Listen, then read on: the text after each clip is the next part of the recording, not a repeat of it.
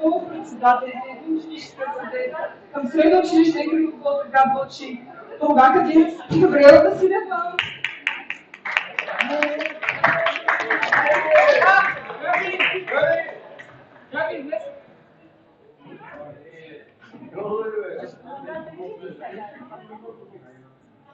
Тази година вие, скъпи ученици, избрахте най-усмихнатите, най-забавните и най-празнични председатели от всеки клас и за нас е чест да им връчим наградите.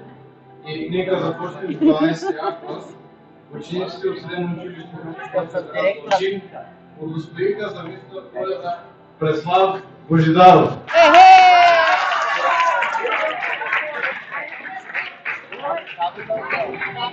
Мис Коледа 2025 година от 12-я клас.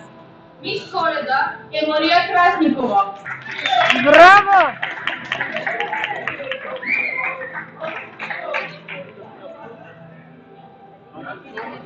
Той избяга.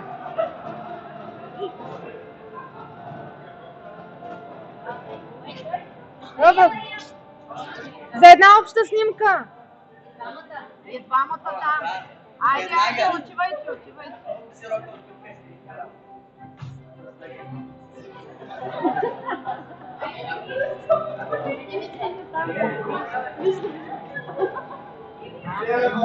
Браво! Продължаваме с учениците от 12 клас. Учениците от Христо Ботев удостоиха за мистер Коледа Димитър Енев.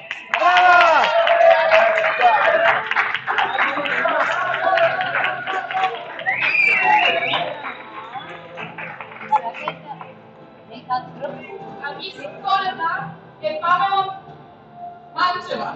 Браво!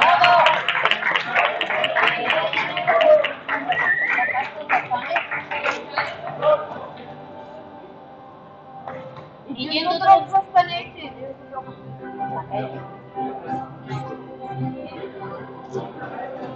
Браво! Айде, сядайте. Браво!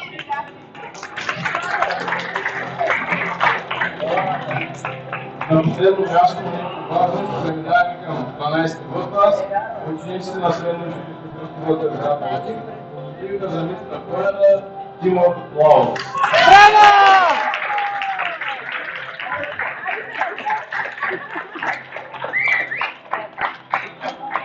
Коледа Лютиела Миленова. Браво!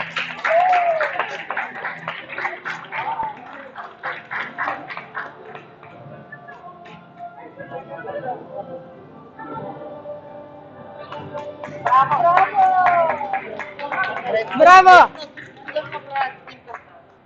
Скъпи ученици и учители, днес нашето училище възрастно снимачество избрани не един, а шестима достойни носители на коледния дух.